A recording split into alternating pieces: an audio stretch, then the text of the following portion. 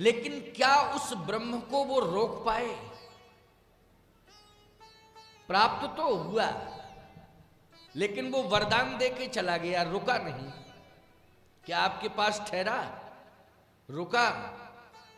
मनु जी से पूछा, आपके पास वो ब्रह्म रुका, वो ठहरा? तो मनु जी ने एक ही बात कही, आश्वासन देके चला गया ब्रह्म। आश्वासन क्या मिला? कहा मैंने ऐसी डिमांड की थी कि वो डिमांड सुन करके, मेरी मांग को सुन करके पहले तो आश्चर्यचकित हुआ।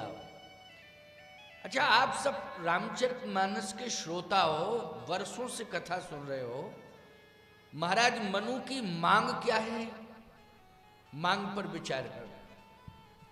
महाराज मनु की मांग ऐसी वैसी मांग नहीं है। महाराज मनु की, मनु जी ने जैसा भगवान से मांगा, आज तक भक्तों ने ऐसा कभी मांग ही नहीं पाया। बहुत भक्तों ने भगवान से मांगा। प्रहलाद ने भी भगवान से मांगा, ध्रुव जी ने भी भगवान से मांगा, मीराबाई ने भी भगवान से मांगा, सूर तुलसी कबीर ने भी भगवान से मांगा, सुतीक्षण जी ने भी भगवान से मांगा, अत्रि जी ने भी भगवान से मांगा। लेकिन प्यारे, ये सब मांगते रह गए, भगवान चले गए। दे दिया जो मांगा सो दे दिया, लेकिन भगवान रुके नहीं किसी के पास। क्या रुके? चले गए भगवान। मनु जी ने भी मांगा। क्या मांगा? दान शिरोमणि कृपा निधि नाथ कहो सति भाव, चाहो तुम ही समान सुत, प्रभु सन कवन दुराव। चाहो तुम ही समान सुत, प्रभु सन कवन दुराव। मैं आपके समान सुत चाहता हूं, ये मांगा। अब सोचो जरा, ध्रुव जी ने भी भगवान से मांगा, लेकिन क्या मांगा? आपका मैं भजन करता रहूं, आपका मैं भजन करता रहूं, बस यही मुझे चाहिए, इसके अलावा कुछ नहीं चाहिए, भजन करता रहूं। आप बहुत अच्छी बात है, मांगना भी चाहिए भगवान से यही। हम लोगों की असली मांग तो यही होनी चाहिए कि हम आपका भजन करते रहें, ये मुझे मिल जाए। लेकिन आजकल के भक्त तो भजन ही इसलिए कर रहे हैं भगवान का, भोजन मिलता रहे, भोजन मिलता रहे। नहीं नहीं, भोजन तो मिलेगा, ये कोई बहुत बड़ी बात नहीं, बहुत बड़ी उपलब्धि थोड़ी है भोजन। भोजन कौन भूखा रह सकता है संसार में? बोलो भाई। कीड़े मकोड़ों को भी भोजन मिल रहा है, मिल रहा है कि नहीं मिल रहा है? तुम तो इंसान हो। लेकिन भजन करता रहूं, ये मांग होनी चाहिए। और भजन का अर्थ केवल यही नहीं है कि हाथ में माला लिए रहूं, वो भजन होता रहे। भज सेवायाम धातु से भजन शब्द निष्पन्न हुआ है।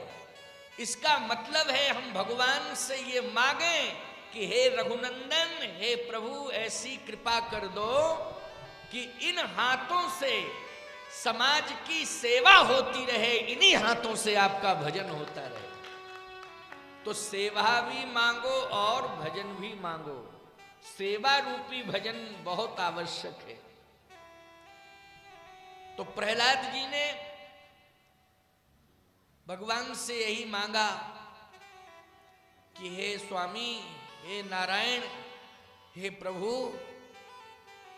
आपका स्मरण मेरी जिह्वा पर बना रहे, आपका नाम कभी भूलूं ना। ध्रुव जी कहते आपका भजन जिह्वा से करता रहूं, आपका नाम न भूले, इस जिह्वा से किसी अन्य का नाम ना आवे, आप ही का नाम केवल, बस यही होता रहे, इस जिह्वा से आपका भजन होता रहे।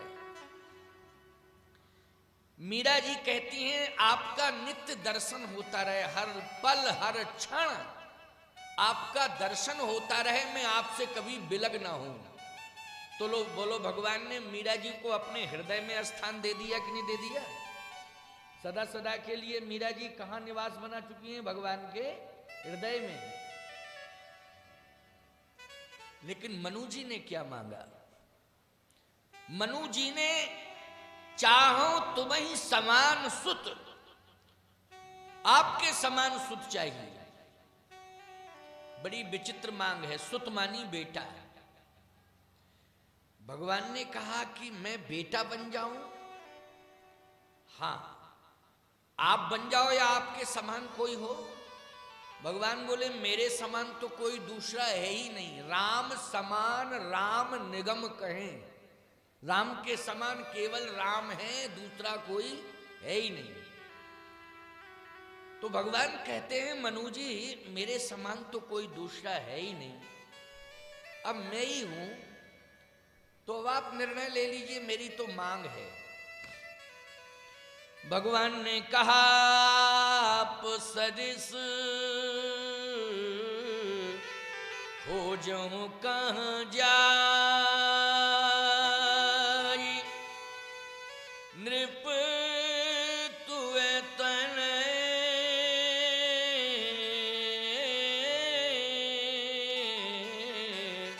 होव में आई, नृप तुए तने होव में आई, मैं स्वयं बेटा बन के आऊंगा। किसी ने मनु जी से कहा कि आपने ये मांगा कि भगवान बेटा बन के आए, मेरे बेटे बन जाएं। बेटा तो सेवा करता है ना, भगवान से सेवा कराना चाहते हो?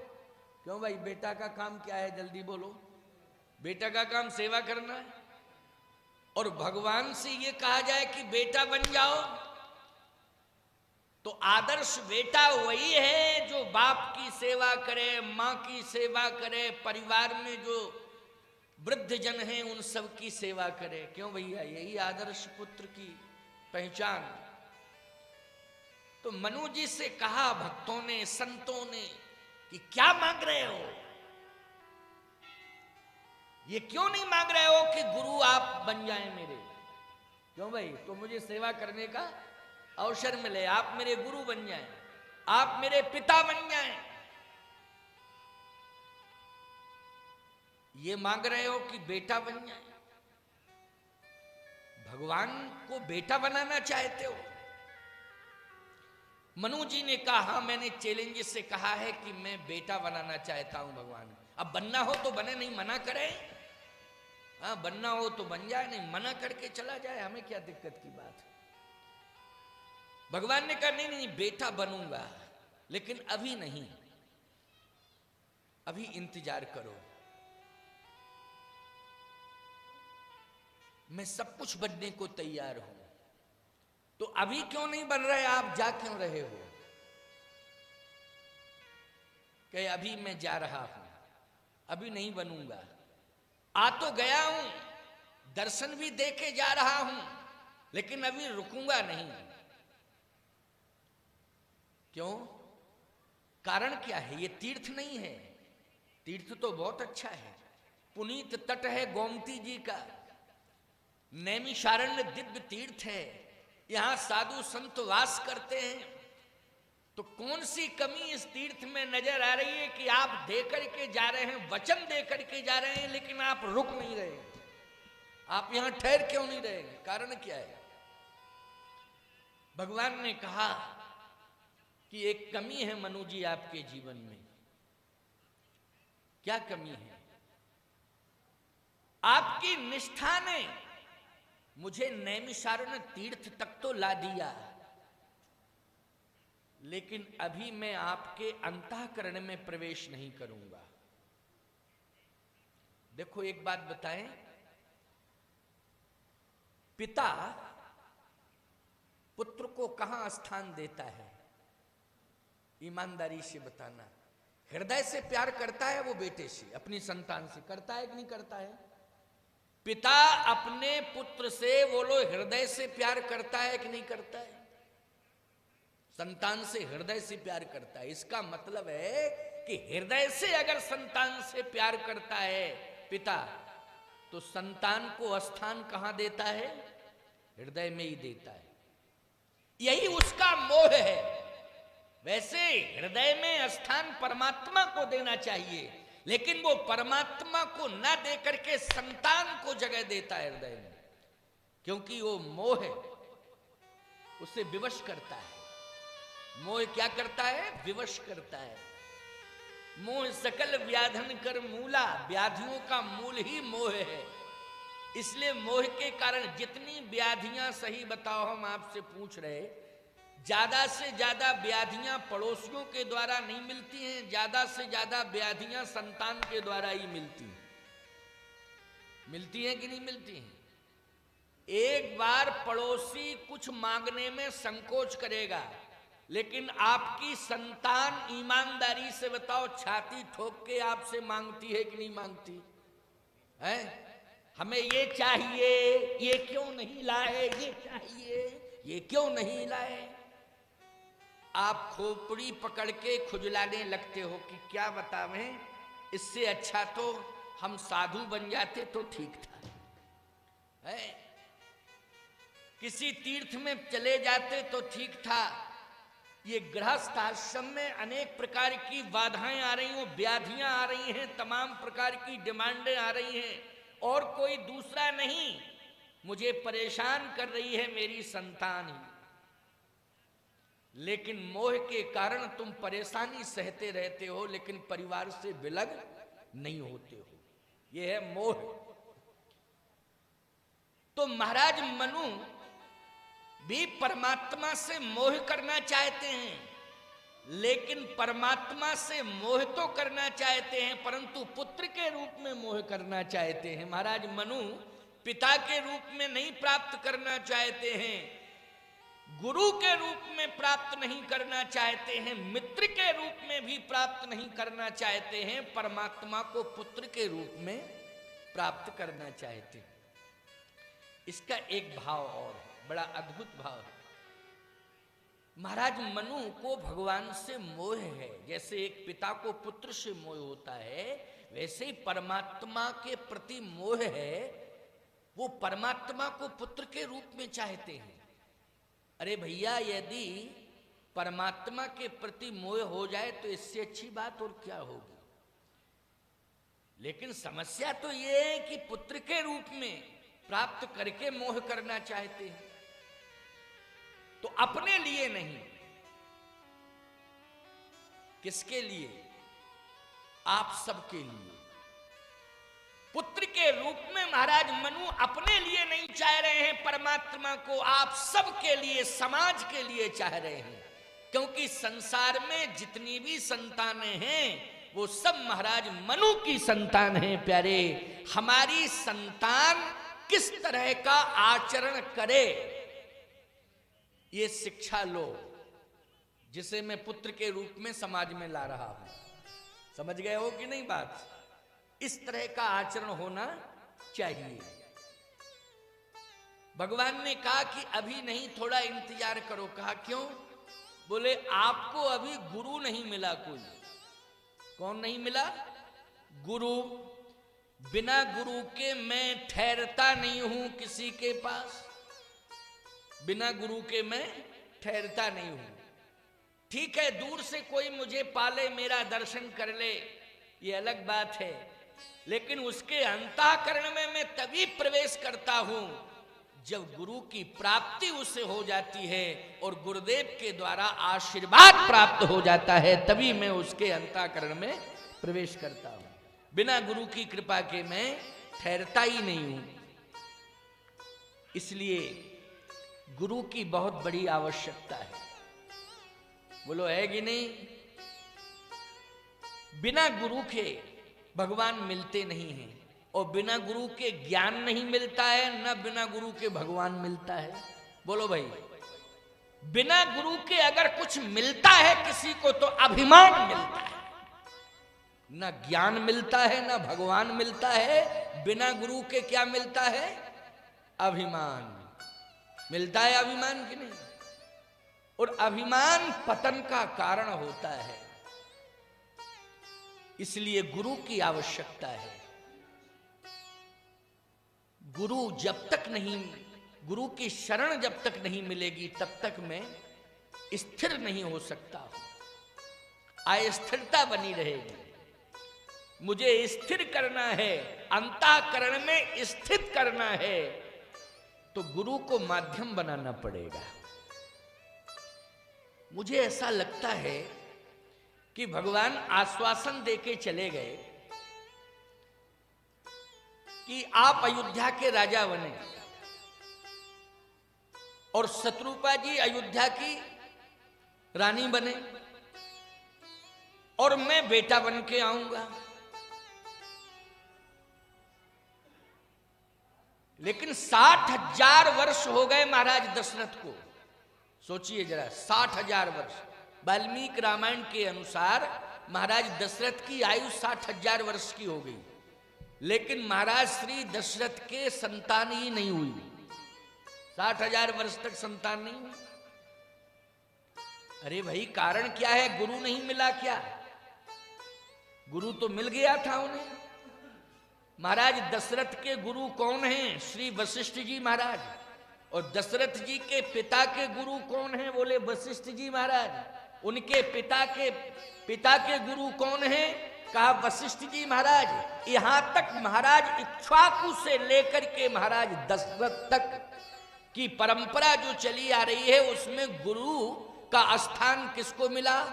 महाराज वशिष्ठ जी को। वशिष्ठ ही गुरु रहे, और साधारण गुरु नहीं है। कहे कौन से गुरु, कैसे गुरु, इनकी क्या स्थिति है, इनकी क्या बौद्धिक क्षमता है। कहे गुरु विवेक सागर जग ज्ञाना,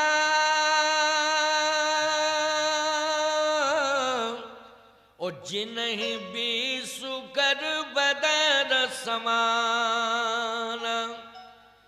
ऐसे विवेक के सागर हैं वशिष्ठ जी महाराज कि समुद्र की गहराई को कोई भले ही माप ले।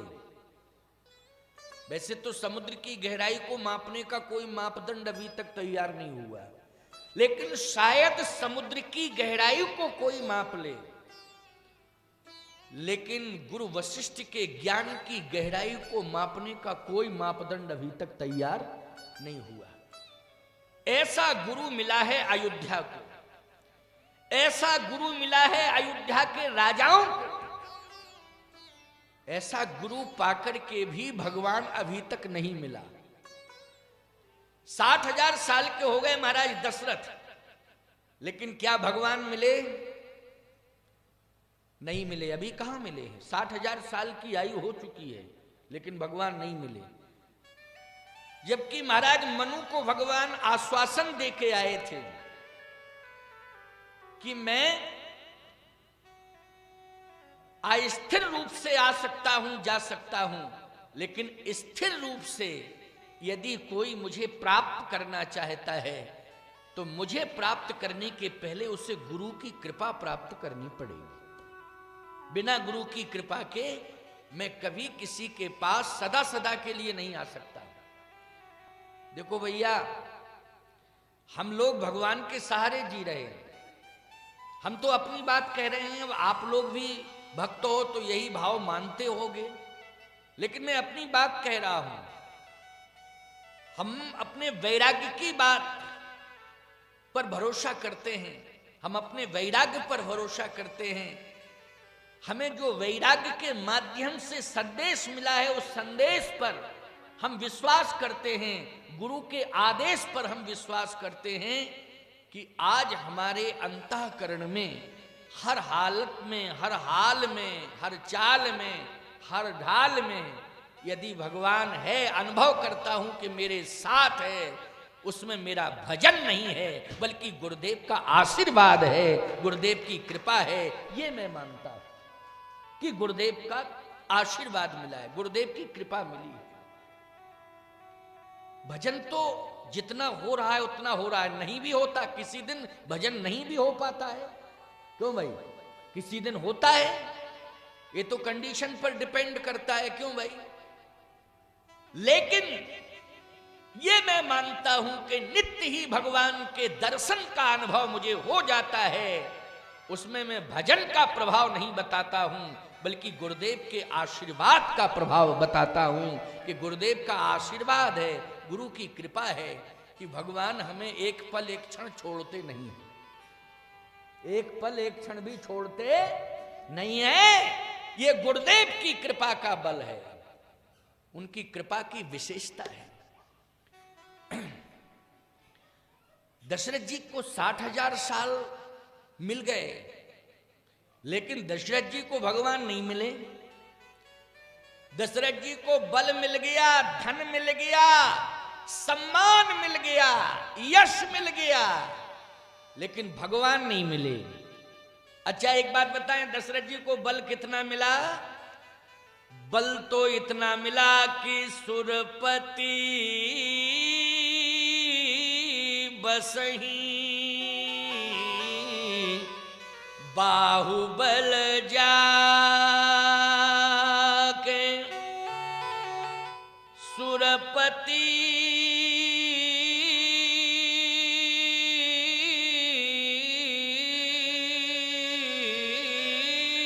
बसई बाहुबल जाके नरपति रही सकल रुखता के। बोलो, ये भुजाओं का बल है। इसका मतलब है कि बल मिल गया। आपको बल मिल सकता है पुरुषार्थ से, आपको धन भी मिल सकता है पुरुषार्थ से, आपको यश भी मिल सकता है पुरुषार्थ से, लेकिन भगवान तब तक नहीं मिलेंगे जब तक गुरुदेव का आशीर्वाद नहीं मिल जाएगा, गुरु की कृपा नहीं मिल जाएगी, तब तक भगवान मिलने वाले नहीं है। दशरथ जी को धन भी बहुत मिल गया। धन कितना मिला? अवध राज सुर राज सिंहाही दशरथ धन लख धनद लजाही। ये धन मिला। अच्छा यश कितना मिला? यश आगे हुए जही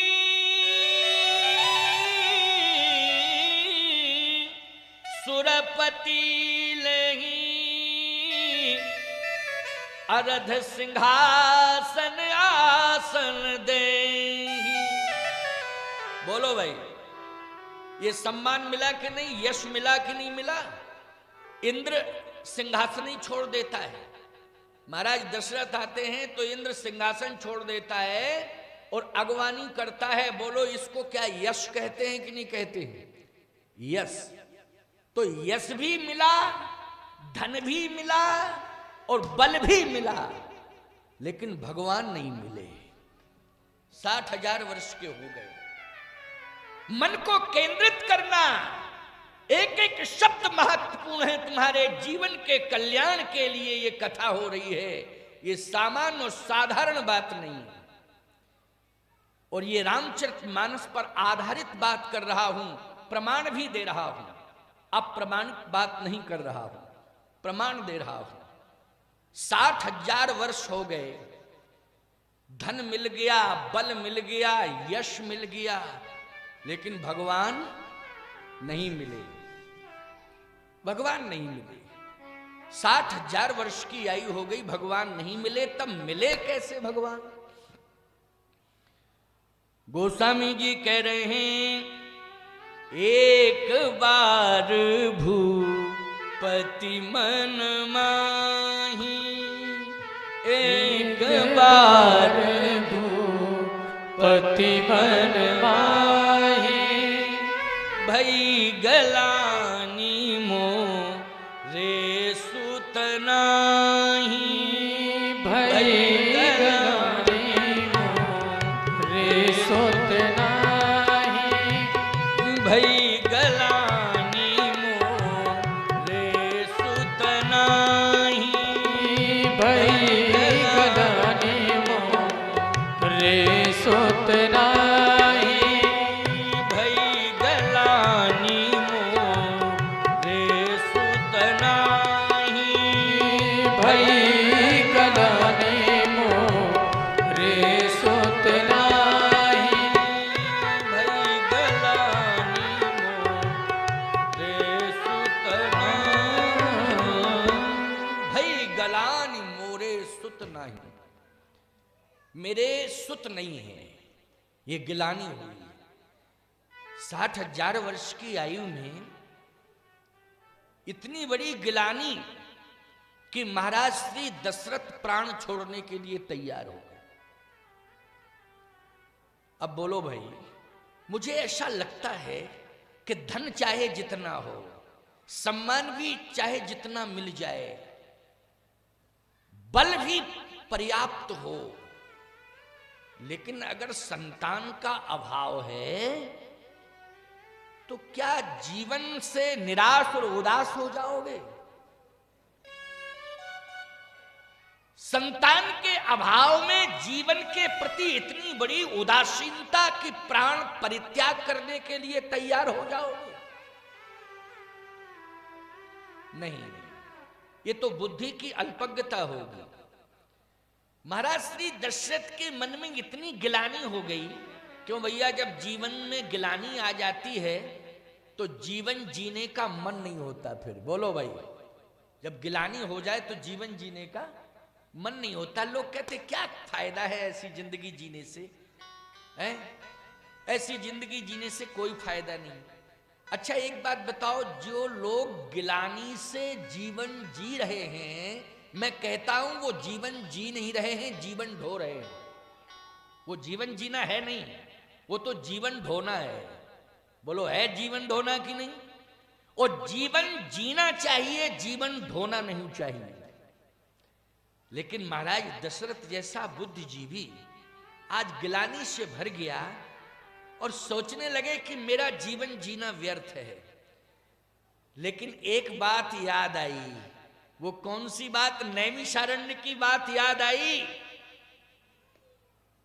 कि भगवान ने ये वचन दिया था कि मैं आऊंगा आऊंगा आऊंगा, पुत्र बन के आऊंगा। लेकिन 60,000 वर्ष हो गए, अभी तक वो आया नहीं। तो महाराज श्री दशरथ ने कहा कि ऐसा जीवन जीना व्यर्थ है, किस पर भरोसा करूं? अरे संसार के लोग असत्य बोल सकते हैं, लेकिन संसार बनाने वाला ही असत्य बोल रहा है, तो जीवन जीने से फायदा क्या? अच्छा बोलो भाई, भगवान ने नैमिषारण्य में आश्वासन आने का दिया था कि नहीं, कि आप जाओ अयोध्या, वहां के राजा बनो। शत्रुपा जी से कहा आप भी साथ में जाइए, आप अयोध्या की महारानी बने, आपका नाम होगा कौशल्या और आपका नाम होगा दशरथ, और मैं बेटा बन के आऊंगा। तो नैमिषारण्य में भगवान ने वचन दिया था, लेकिन वो असत्य सिद्ध हो रहा है कि मैं आऊंगा, अभी तक नहीं आया हूं। जैसे ही मरने का विचार आया और आगे कदम बढ़ाए तो हृदय से आवाज आई, रुको रुको। देखो एक बात आपको बताएं, जब कोई व्यक्ति मरने के लिए आगे कदम बढ़ाता है तो एक बार हृदय से आवाज आती है, रुको रुको, ठहरो ठहरो ठहरो। क्यों? आत्मा कहती है कि आत्महत्या नहीं करना चाहिए। बोलो, आत्महत्या नहीं करनी चाहिए। रोका जाता है आपको, लेकिन कंडीशन ऐसी होती है कि ना चाहने के बाद भी व्यक्ति आत्महत्या कर लेता है। न चाहने के बाद भी। हमने तो ऐसा भी देखा, बड़े बड़े डॉक्टरों को आत्महत्या करते हुए देखा, इंजीनियरों को आत्महत्या करते देखा, प्रोफेसरों को भी आत्महत्या करते देखा, लेकिन स्टेशन पर भीख मांगते हुए भिखारियों को ट्रेन से कटते नहीं देखा। आज तक नहीं देखा मैंने पूरे इंडिया की यात्रा की कि कोई भीख मांगता हुआ भिखारी पटरी पे सो गया हो, कट गया हो। बोलो भाई, सोचो जरा, ये भीख मांगते हैं, भूखे भी मरते हैं, स्टेशन पे भी पड़े रहते हैं, ठंडी में इनको ठंडी भी लगती वो भी सहते हैं, गर्मी में गर्मी सहते हैं, पानी में बरसात के छींटे झकोरे सहते रहते हैं, लेकिन मरते नहीं हैं, मरते नहीं हैं। अभी चित्रकूट के स्टेशन पर कम से कम 8 भिखारी हैं, हम देख रहे हैं 28 साल से, बुखार तक नहीं आया कोरोना में उन्हें। और सुनो भाई, कोरोना इतनी बड़ी महामारी आई देश में, लेकिन उनको बुखार तक नहीं आया। सोचो जरा, विचारवान श्रोताओं, बुद्धिजीवी होकर के आत्महत्या करना, इससे बड़ी नाइंसाफी और दूषी हो नहीं सकती। सोचो जरा, विचार करो, जीवन को जीना चाहिए और जीवन की उदासीनता को यदि दूर करना है और जीवन को यदि जीना है, जीवन जीने की शैली अगर सीखना है तो सत्संग में आना पड़ेगा। निश्चित रूप से जीवन जीना सीख जाओगे कि कैसे जीवन जीना चाहिए। इसके लिए ये सत्संग कराया जाता है, ये सत्संग का आयोजन इसलिए होता है। जीवन जीने की कला सिखाई जा रही है। ये रामचरितमानस आचार्य संहिता है, ये साधारण ग्रंथ नहीं है, आचार्य संहिता है। देखने वालों को ये लग रहा है कि ये पुस्तक रखी हुई है, देखने में ये पुस्तक प्रतीत हो रही है रामायण, लेकिन ये विश्व की समस्या के समाधान के लिए मस्तक के रूप में स्थापित है। प्यारे, विश्व की जितनी बड़ी से बड़ी समस्याएं हैं, अगर रामचरितमानस के पन्ने खोल करके पढ़ लिए जाएं तो बड़ी से बड़ी समस्याओं का समाधान हो सकता है। लेकिन पढ़ा जाए तब ना, पढ़ा जाए तब समाधान होगा। अब पढ़ना ही नहीं है। बहुत से लोग हैं, रामायण घर में रखी जरूर है, लेकिन उनसे हम पूछते हैं क्यों पढ़ते हो? महाराज जी, मन तो करता है लेकिन फुर्सत नहीं है। एक ही शब्द निकलता, मन तो करता है, पढ़ना भी चाहिए लेकिन फुर्सत नहीं है। मैंने कहा फुर्सत कब होगी? क्या महाराज कोशिश कर रहे हैं फुर्सत निकले। अच्छा एक बात बताओ, फुर्सत कभी किसी को मिलेगी? है? हमारी समझ में तो फुर्सत नहीं मिलेगी। है? एक गांव में हम कथा कहने के लिए गए, वहां लोग कथा सुनने नहीं आए, तो मैंने कहा बात क्या है, यहां कथा सुनने लोग क्यों नहीं आते? बोले महाराज फुर्सत नहीं है किसी को। अरे मैंने कहा एक दिन नहीं रहेगी, 2 दिन नहीं रहेगी, हम तो 4-6 दिन 8 दिन रहेंगे, तो कभी तो मिलेगी फुर्सत। 8 दिन पूरे हो गए, फुर्सत ही नहीं मिली लोगों को। बोले महाराज अब आप जाओ। हमने कहा हम नहीं जाएंगे। अरे चित्रकूट जाओ। हमने कहा हम नहीं जाएंगे। तो कहाँ जाओगे? हमने कहा गांव के मरघट पर जाएंगे। अरे बोले महाराज क्या बात कर रहे हैं, मरघट पर क्यों जाओगे? हमने कहा एक ना एक दिन फुर्सत में लोग जरूर आएंगे यहाँ, हम यही कथा सुनाएंगे। क्यों भाई, हमें तो कथा सुनानी है, हम जरूर यहाँ कथा सुनाएंगे। फुर्सत तो वहां मिलेगी, मिलेगी कि नहीं मिलेगी? तो देखो एक बात आपको बताएं, ऐसे समय आपको फुर्सत मिल जाए, वो फुर्सत नहीं है नहीं? वो फुर्सत नहीं है, वो तो आपकी मजबूरी है। फुर्सत निकालना चाहिए, चाहे जितना व्यस्त जीवन क्यों ना हो, चाहे जितनी व्यस्त लाइफ क्यों ना हो, लेकिन सत्संग के लिए फुर्सत निकालनी चाहिए। क्योंकि सत्संग में एक रामचरितमानस ग्रंथ ऐसा अद्भुत है जो आचार्य संहिता के रूप में प्रतिष्ठापित है। जीवन जीने की कला सिखाता है रामचरितमानस। आधारित राम कथा रामचरितमानस पर वो सुनने को मिल रही है आपको ईमानदारी से बताओ, इससे बड़ा स्वर्णिम अवसर आपके जीवन में और दूसरा क्या होगा? तो आज मैं स्पष्टीकरण दे रहा हूं कि महाराज दशरथ ने कहा कि अरे गिलानी से हृदय भर गया, इसका मतलब है कि मुझे प्राणांत करना चाहिए। नहीं नहीं दशरथ, ऐसा नहीं। उस परमात्मा ने यह कहा था कि मैं मिलूंगा और तुम्हारे जीवन में सदा तुम्हारे साथ रहूंगा, यहां तक कि एक पल एक क्षण भी अलग नहीं होऊंगा। इसके लिए गुरु की कृपा चाहिए। किसकी कृपा चाहिए? गुरु की कृपा। मैं बिना गुरु की कृपा के प्राप्त नहीं हो सकता हूं, ना मैं बल से प्राप्त हो सकता हूं। अगर कोई बलवान बल के माध्यम से मुझे प्राप्त करना चाहे तो ना मैं बल से मिल सकता हूं। कोई धन के प्रभाव से धनवान मुझे पाना चाहे, ना मैं धन से मिल सकता हूं। कोई यश पाने वाला यश के माध्यम से मुझे पाना चाहे, ना मैं यशवान को मिल सकता हूं। मैं उसी भाग्यवान को मिल सकता हूं जिसको गुरु की कृपा प्राप्त हो चुकी है, मैं उसी को प्राप्त हो सकता हूं। इसलिए गुरु की शरण में जाना चाहिए। क्यों भाई? गुरु मरण नहीं करना चाहिए, गुरु शरण करना लेना चाहिए। क्यों भाई? मरण नहीं, गुरु शरण। गुरु शरण, इसलिए गुरु ग्रह गए, गुरु ग्रह गयो, गुरु ग्रह गयो,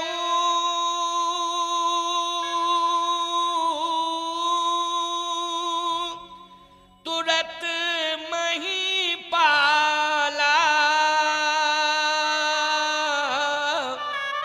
और चरण लागी कर बिनय विशाला। गुरु ग्रह गयऊ तुरत मही पाला, तुरत मही पाला। बोलो, मरण करने जा रहे थे लेकिन तुरत मुड़ गए, और मुड़ गए बोले गुरु शरण में जाऊंगा। मरण करने से फायदा नहीं है, गुरु शरण में जाने से फायदा है। इसलिए गुरु ग्रह गयऊ तुरत मही पाला, चरण लागी करी विनय विशाला। चरण लागी करी विनय विशाला। गुरु जी की शरण में पहुंचे और साष्टांग प्रणिपात, लंबी दंडवत, सीधे साष्टांग। देखो, गुरुदेव की शरण मिल जाए तो केवल औपचारिकता का निर्वाह नहीं करना चाहिए, आत्मसमर्पण करना चाहिए। गुरु की शरण मिल जाए तो क्या करना चाहिए? औपचारिकता नहीं, आत्मसमर्पण। आत्मा से समर्पित हो जाओ। साष्टांग प्रणिपात महाराज दशरथ ने किया।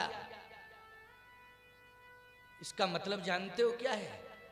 शरीर के संपूर्ण अंग काष्ठवत हो जाएं, लकड़ी की तरह, और गिर जाएं।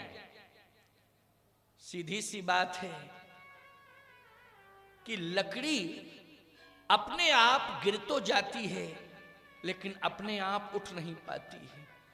अगर शिष्य काष्ठवत होकर के गुरु चरणार बिंदों में साष्टांग प्रणिपात करता है तो याद रखना, फिर संपूर्ण जिम्मेवारी उठाने की गुरुदेव की ही बन जाती है प्यारे। इसलिए गुरुदेव जिसको अपने हाथों से संभाल ले, ईमानदारी से बताओ, परमात्मा उसके लिए लालायित होगा कि नहीं होगा? परमात्मा उसके लिए क्या होगा? लालायित होगा कि ये मुझे मिल जाए, ये मुझे मिल जाए, ये मुझे मिल जाए, मैं इसके पास पहुंच जाऊं। ये लालसा। साष्टांग प्रणिपात किया। वशिष्ठ जी ने दशरथ जी को उठा लिया, कहा दशरथ, प्रणाम तो तुम हमेशा करते थे, लेकिन आज तुम प्रणाम तो कर रहे हो लेकिन हताश, निराश, उदास होकर के प्रणाम कर रहे हो। लगता है कि तुम जीवन हार चुके हो। दशरथ जी ने कहा गुरुदेव ये सत्य है। आखिर इतने उदास क्यों हो, कारण क्या है? क्या प्रजा ने तुम्हारा विरोध किया? क्या खजाने से धन चला गया? क्या किसी ने अपमान किया? कहे नहीं महाराज, ना तो धन चला गया, ना किसी ने अपमान किया। फिर कहा उदासीनता इसलिए है कि मुझे भगवान नहीं मिला। उदासीनता क्यों है? मुझे भगवान नहीं मिला, अभी तक नहीं मिला भगवान। कहे तो उदास क्यों हो? 60,000 वर्ष का हो गया हूं, अभी तक भगवान नहीं मिला। तो भगवान क्या अंतिम श्वास तक मिलता नहीं है? उदास होने की क्या जरूरत है? क्यों भाई, ऐसा भी तो होता है कि अंतिम श्वास निकल रही हो उसी समय भगवान मिल जाए। कितने लोगों को मिले, बहुत से प्रमाण हैं, उदाहरण हैं कि अंतिम श्वास निकल रही हो भगवान मिल गए। अजामिल को भगवान अंतिम स्थिति में ही मिले। बोलो भाई मिले कि नहीं मिले? तो मैं कहना यह चाहता हूं कि जीवन में विश्वास बनाए रखो भगवान के प्रति। तो ये मत सोचो कि भगवान इतनी उम्र हो गई अभी तक मिले नहीं। वशिष्ठ जी ने कहा घबराने की कोई जरूरत नहीं है। कहा गुरुदेव बात यह है ना कि अगर वो भगवान के रूप में मिलता तो कोई बात नहीं है, अंतिम श्वास में भी मिल जाता, लेकिन वो पुत्र के रूप में मिलना है ना। तो पुत्र के रूप में यदि पुत्र मुझे प्राप्त होता है तो उसके लिए अवस्था अनिवार्य है कि नहीं? बोलो जल्दी। पुत्र प्राप्ति के लिए, संतान की प्राप्ति के लिए अवस्था अनिवार्य है कि नहीं? वशिष्ठ जी ने कहा हाँ ये तो सब जानते हैं कि अवस्था अनिवार्य है। तो महाराज 60,000 वर्ष की आयु हो चुकी है, अभी तक वो पुत्र बन के नहीं आया, तो आखिर उदास नहीं रहूंगा तो क्या रहूंगा? 60,000 वर्ष की आयु हो चुकी है। वशिष्ठ जी ने कहा देखो वो परमात्मा है, वो पुत्र नहीं है, पुत्र बन के आएगा। क्यों भाई, आएगा कि नहीं? जैसे परमात्मा में सामर्थ्य है, वो कुछ भी बन सकता है। यहां तक कि वो पुत्र क्या, वो मां भी बन सकता है। बन सकता है कि नहीं? करहूं सदा तिनकी रखवारी, जिम बालक राखे महतारी। तो बोलो मां भी बन जाता है वो कि नहीं? वो पिता भी बन जाता है, वो मित्र भी बन जाता है, वो पुत्र भी बन जाता है। और रावण जैसे राक्षस बन जाओगे तो वो शत्रु भी बन जाता है। तो बन जाता है कि नहीं? रावण जैसे राक्षस बन जाओगे तो शत्रु भी बन जाएगा वो। दशरथ वो पुत्र नहीं है, पुत्र बन के आएगा। और पुत्र बन के आएगा तो उसके आने का संबंध सांसारिकता नहीं है, अलौकिकता है। बोलो भाई है कि नहीं? सांसारिकता नहीं है, वो सांसारिक विधि से नहीं आएगा, सांसारिकता से उसके आने का कोई संबंध नहीं है, उसमें अलौकिकता है। इसलिए सांसारिकता को लेकर के जो संसार में आता है वो पैदा होता है, लेकिन परमात्मा अलौकिकता को लेके आता है, इसलिए वो प्रकट होता है प्यारे। तो वो तो प्रकट होगा, और प्रकट होगा तो ईमानदारी से बताओ अवस्था से क्या लेना देना? बोलो अवस्था से कोई मतलब है? वो तो प्रकट होना है उसे। अवस्था कुछ भी बनी रहे, अंतिम श्वास भी निकल रही हो तब भी वो प्रकट हो सकता है। और वो पुत्र बन के ही आएगा। लेकिन इसके लिए तुम गिलानी मत करो, इसके लिए तो करना क्या पड़ेगा? धरहूं धीर, धरहूं धीर, अरे हुई है सुतचारी,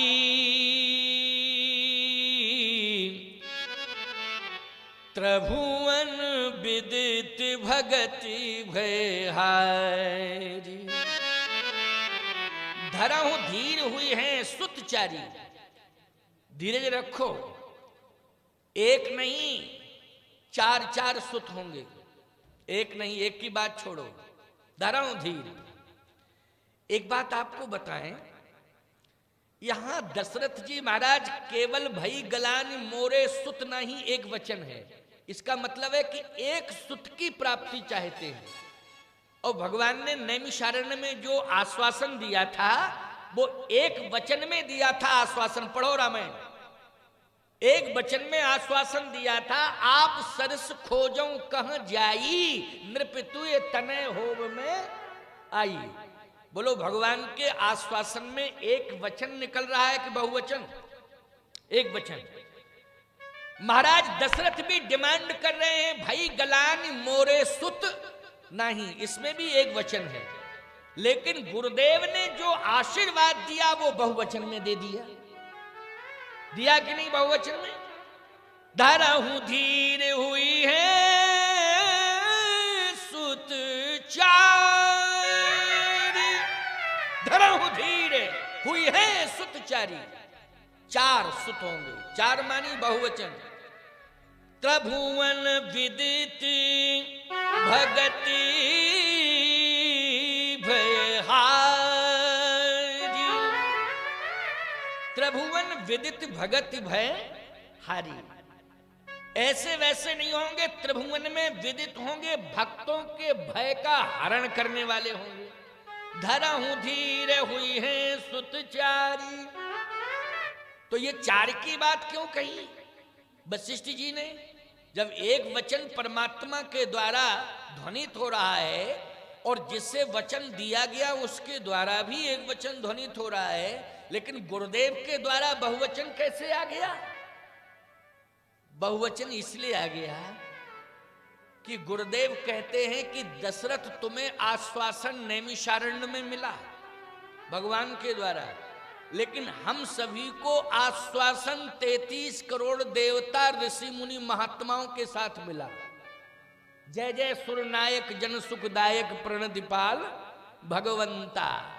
तो बोलो, समूह के साथ प्रार्थना की समग्र देवताओं ने, समग्र ऋषि मुनि महात्माओं ने, सभी ने मिल करके जब भगवान से प्रार्थना की थी तो भगवान ने आश्वासन क्या दिया था? अब देखो, वशिष्ठ जी महाराज को जो आश्वासन मिला, अत्रि अगस्त पुलस्त को जो आश्वासन मिला, अंगिरा आदि ऋषियों को जो आश्वासन मिला, इंद्रादि देवताओं को जो आश्वासन मिला, उस आश्वासन में भगवान के द्वारा बहुवचन निकला।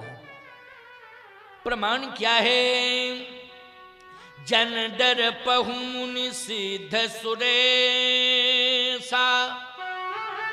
तुम ही लागी धरि हो नर भेसा, तुम ही लाग धरि हो नर भेसा। ते दशरथ कौशल्या रूपा, ओ कौशलपुरी प्रगट नर भूपा। तिनके ग्रही अवतरी हो जाई, रघुकुल तिलक सुचारऊ भाई। बोलो भाई, अंतर आया कि नहीं? इसलिए आज वशिष्ठ जी महाराज कह रहे हैं, धरऊं धीर हुई है सुतचारी। जो मुझे आश्वासन मिला कि हम चार होंगे, चार, अकेले नहीं, चार होंगे, इसलिए चिंता मत करो। अब तुम अपनी बात पर अड़े हो कि हमारी बात मान रहे हो? बताओ, अपनी बात पर अड़े हो कि हमारी मान रहे हो? दशरथ जी बोले, महाराज आप ही की मान रहे हैं, आप ही की मान रहे हैं। लेकिन वशिष्ठ जी ने कहा, फिर लेकिन एक बात बताएं, बात हो रही हो दो व्यक्तियों में और एक व्यक्ति कह रहा हो हमारी सुनो। हाँ सुनूंगा तो मगर, इसका मतलब है मगर में एक्स्ट्रा हो गया कि नहीं, संदेह हो गया कि नहीं? मानना तो चाहिए, लेकिन अगर मगर परंतु ये संदेह को पैदा कर देते हैं, है ना? तो ये लेकिन कैसे आ गया? लेकिन इसलिए आया कि रानियां तो 3 है ना। हाँ है तो रानियां 3 हैं, अगर 4 होती तो 4 बेटे आ जाते। अगर 3 हैं तो 3 आ जाएं तो एक एक पुत्र हो जाएगा तो समस्या लगी। क्योंकि समस्या यह है ना कि अगर किसी के पत्नियां 3 हैं और 2 के संतान हो, 1 के ना हो, तो जिंदगी भर कुंठा में जीती है कि नहीं जीती? बोलो भाई। पुरुष को तो, पति को भी तो सुखानुभूति होगी कि भाई संतान हो चुकी, लेकिन जो मां की भूमिका का निर्वाह कर रही है, अगर उसकी कोख से संतान नहीं होती है तो बोलो कुंठा की शिकार बनती है कि नहीं बनती? बनती है। फिर दुनिया के लोग यही कहते, कर्मों का फल भोग, कर्म तेरे बिगड़ गए इसलिए फल सामने आ गया। तो वो यही कहती है, ठीक है, जो इच्छा थी भगवान की वो हो गया, लेकिन उसके मन में अंतिम श्वास तक कुंठा रहती है कि कोई कर्म जिंदगी में ऐसा बिगड़ गया मुझसे कि संतान नहीं हुई। माताओं दुखी मत होना, ये हल्की सोच है। यदि समाज धिक्कारता है कि ये कर्मों की परिणति है तो इसमें गिलानी महसूस नहीं करना चाहिए। अथवा कोई नहीं भी कहता है तो स्वयं में गिलानी महसूस नहीं करना चाहिए कि मेरे संतान नहीं हुई, संतान नहीं हुई, संतान नहीं हुई। संतान मिल जाती तो मेरी कोख धन्य हो जाती। कोख धन्य, ऐसी कम ही संतानें हैं जो मां की कोख धन्य करती हैं। ऐसी कम ही संतानें हैं जो मां की कोख को धन्य करती हैं। ऐसी तमाम संतानें हैं कि जो शैतान बन करके पता नहीं माँ बाप को कहां कहां तक पहुंचा देती, शैतान बन करके। बोलो, लेकिन सत्य तो यह है माताओं, ठीक है भगवान की कृपा हो जाए, भगवान की कृपा से तुम्हारी हरी भरी गोद हो जाए और ऐसी संतान तुम्हारी गोद में आवे, कोख में आवे कि जो भले ही भेष से संत ना हो लेकिन उद्देश्य से संत बन करके समाज का हित करे, कल्याण करे, ऐसी संतान तुम्हें मिले। ये मेरी हृदय की कामना है, भगवान से प्रार्थना है। लेकिन यदि कहीं प्रारब्धानुसार कोई ऐसी कंडीशन आ गई कि जिसमें संतान नहीं कोख तक आई, तो ऐसा नहीं सोचना चाहिए कि हर पल हर क्षण अपनी जिंदगी को धिक्कारो, हर पल हर क्षण अपनी जिंदगी को धिक्कारो।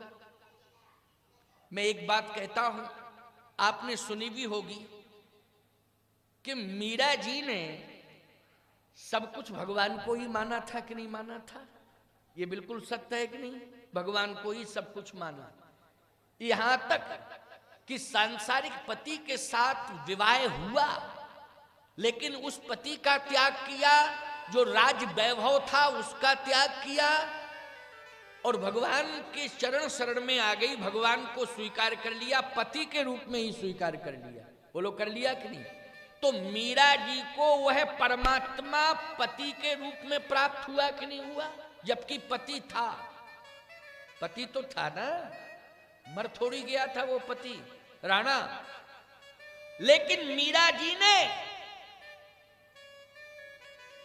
उदासीन भाव में आकर, उस राज्य से उदासीन भाव लाकर उस राज्य का भी त्याग किया, पति का भी त्याग किया और जाके भगवान की शरण में पहुंच गई। क्या राज्य का त्याग करना, पति का त्याग करना मीरा जी के लिए उचित था? उचित था क्या?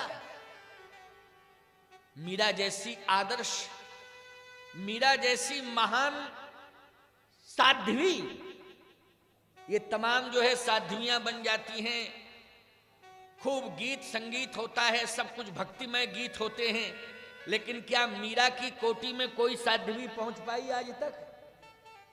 चाहे जितना मजीरा बजावे और चाहे जितना ढोल बजावे, लेकिन मीरा जी की स्थिति पर कौन आज पहुंच पाई साध्वी? जरा बता दो। यहां तक कि राधा जी को तो भगवान श्री कृष्ण योगेश्वर का वाम भाग ही बैठने को मिला, मीरा जी को तो भगवान का हृदय ही सदा सदा के लिए मिल गया। बोलो, मिल गया कि नहीं? इसलिए मीरा धन्य है, उसने परमात्मा को ही अपना सब कुछ माना। क्योंकि उस राज्य के अंदर धर्म अनुकूल वातावरण न होने के कारण, समझ रहे हो कि नहीं, धर्म अनुकूल वातावरण न होने के कारण मीरा ने सबका त्याग कर दिया, संपत्ति और पति परिवार ससुराल सबका त्याग कर दिया। लेकिन जहां पर वातावरण उसे शुद्ध मिला, संतों के बीच में सत्संग मिला, सत्संग के माध्यम से भगवान की कृपा मिली, इसलिए मीरा जी ने सबका त्याग किया, लेकिन संत और सत्संग का त्याग नहीं किया और उसे भगवान की प्राप्ति हो गई। तो जब मीरा को इसी कलिकाल में पति के रूप में परमात्मा प्राप्त हो सकता है, तो आपको भी विश्वास करना, सारा समर्पण भगवान के चरणों में कर दो। मैं दावे के साथ कह रहा हूं, यदि संतान नहीं है तो परमात्मा तुम्हें किसी न किसी रूप में संतान बनकर के सुख प्रदान करेगा। ये विश्वास करने की आवश्यकता है, गलानी का विषय नहीं है, ये गलानी का विषय नहीं है।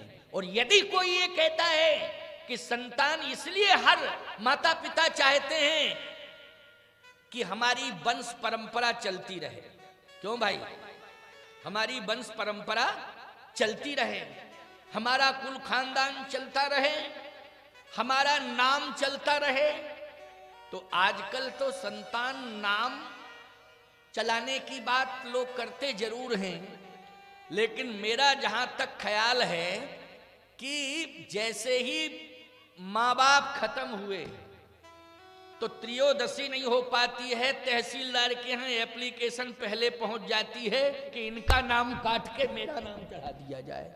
क्यों भाई, रिकॉर्ड में रिकॉर्ड दुरुस्ती, उसको कहते हैं रिकॉर्ड दुरुस्ती, रिकॉर्ड दुरुस्त कराओ। अब बोलो भाई, अरे कहां तुम्हारी संपत्ति चली जाएगी, कौन इसे लूट ले जाएगा, इतनी जल्दबाजी करने की क्या जरूरत है, बोलो भाई क्या जरूरत है। और सुन लो मेरी बात, मां मर रही है, बाप मर रहा है, अगर बेटे को ऐसा एहसास हो जाए कि इनके पास कुछ है तो वो हिलाता डुलाता है, बोलो ना कहां रखा है, जल्दी बताओ कहां रखा हुआ है। क्यों भाई, इतना घबराता है, हिलाता है डुलाता है कि ये बता दें कि धन यहां रखा है, पैसा मैंने अमुक को दिया है। अरे उसके तो प्राण निकल रहे हैं, तुम हिला डुला के और प्राण निकाले दे रहे हो जल्दी। इतना धन के प्रति आकर्षण, इतना संपत्ति के प्रति आकर्षण, ये संसार माया का संसार है। ये माया समाज को, संसार को भ्रमित करती है, और भ्रमित करती है प्यारे, तो उस भ्रमजाल में जो फंस जाता है वो संसार में मरता तो है लेकिन फिर भटकता है, फिर संसार में आता है। पुनरपि जन्नम पुनरपि मरणम पुनरपि जननी जठरे सैनम, बार बार जाओगे बार बार आओगे और फिर इसी चक्कर में पड़े रहोगे। तो मैं तो ये मानता हूं कि ये मुक्ति नहीं है प्यारे, इसको मुक्ति नहीं कहते हैं और न ही इसे भक्ति कहते हैं। भक्ति मीरा जैसी करो, भक्ति मीरा जैसी करो और मुक्ति गीधराज जैसी लो।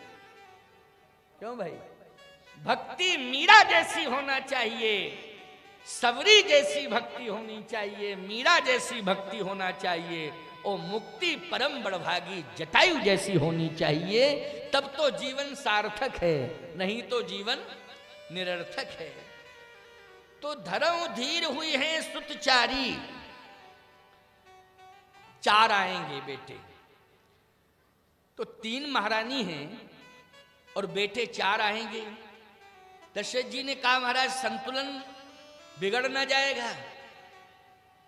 वशिष्ठ जी ने कहा राजन, परमात्मा उसी के घर में आता है जिसके घर में प्रेम होता है, उसी के घर में आता है परमात्मा, और जिसके घर में विरोध होता है परमात्मा उसके घर में कभी नहीं आता है। यही तो देखना है परमात्मा को कि तीनों जो महारानियां हैं ये आपस में क्या प्रतिक्रिया करती हैं, संतान के लिए क्या प्रतिक्रिया करती हैं, यही परमात्मा देखेगा और आएगा, यही देख के आएगा।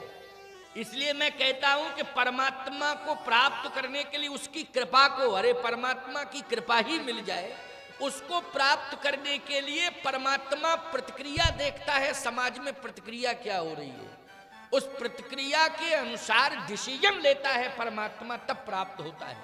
इसलिए मैं कहता हूं, एक सूत्र दे रहा हूं, चाहे नारी जगत की बात हो, चाहे पुरुष जगत की बात हो, परमात्मा की कृपा को अगर पाना चाहते हो तो परस्पर प्रेम करना सीखो। क्या करना सीखो? प्रेम करना सीखो प्यारे। प्रेम से प्रकट होए मैं जाना, भगवान शंकर का यही महामंत्र है। हरि व्यापक, हरि व्यापक, सर्वत्र समाना,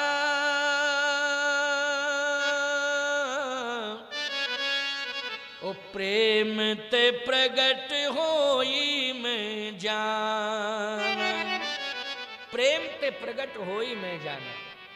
भगवान प्रेम से ही प्रकट होते हैं। तो पहले तो वशिष्ठ जी कह रहे वो प्रेम देखेगा कि तुम्हारे 3-3 पत्नियां हैं, वो तीनों में प्रेम है कि नहीं आपस में। यहां मैं केवल पत्नियों की बात ही नहीं कर रहा हूं, ये सोचो कि 3 पत्नियां जब होंगी तभी परमात्मा मिलेगा, नहीं उल्टा सीधा अर्थ लगा लो। क्यों भाई, आजकल लोग उल्टा सीधा अर्थ बहुत लगाते हैं। हाँ, पता नहीं किस तरह के मूढ़ी लोग बैठे रहते हैं। एक बार एक व्यक्ति ने मुझसे सभा में ही खड़े होकर प्रश्न कर दिया। मैं चर्चा कर रहा था कि देखो, पराई नारी का सम्मान करना सीखो। कथा चल रही थी, उसी कथा क्रम में एक भाव आ गया, एक विचार आ गया। मैंने कहा पराई नारी का सम्मान करना चाहिए। पराई नारी का जो अपमान करता है और अपनी नारी का भी सम्मान करना चाहिए, और पराई नारी का भी सम्मान करना चाहिए। अपनी नारी से प्रेम करना चाहिए और पराई नारी को प्रणाम करना चाहिए। बोलो भैया, अपनी नारी से प्रेम करना चाहिए और पराई नारी को प्रणाम। जननी सम जानहु पर नारी, धन पराओ विषते विष भारी। पराई नारी को प्रणाम करना चाहिए, उसका सम्मान करना चाहिए, अपनी नारी से प्रेम करना चाहिए। रावण ने पराई नारी का अपमान किया, लोगों ने सिर हिला दिया कि हां किया। तो मैंने कहा कि एक संत ने दोहा लिख दिया। लोगों ने कहा महाराज सुनाओ क्या दोहा लिखा। मैंने कहा उस संत ने कहा, पर नारी पैनी छुरी, पर नारी पैनी छुरी, मत कोई लावे अंग, रावण के 10 सिर गए, पर नारी के संग। रावण के 10 सिर गए पर नारी के संग। 10 सिर वाला था रावण, एक भी सिर नहीं बचा। बोलो परिणाम ऐसा आया कि नहीं। तो एक व्यक्ति मूर्ख था, खड़ा हो गया, बोले महाराज जब रावण 10 सिर कटा सकता तो हम एक नहीं कटा सकते क्या। अरे हमने कहा बड़ा पागल है, इसको हटाओ समाज से, इसको दूर करो समाज से। बोले जब रावण 10 कटा सकता है सिर तो हम एक नहीं कटा सकते क्या। इस तरह की नकारात्मक सोच, खबरदार सकारात्मक सोच होनी चाहिए। अच्छी सोच लेकर के समाज में प्रवेश करो, अच्छी सोच लेकर के समाज के रीत रिवाजों का अनुसरण करो, अच्छी सोच लेकर के समाज को प्रोत्साहित करो प्यारे। ये धर्म होना चाहिए, ये कर्तव्य होना चाहिए। सोच अच्छी होनी चाहिए, सोच में हल्कापन नहीं होना चाहिए, सकारात्मक सोच होनी चाहिए।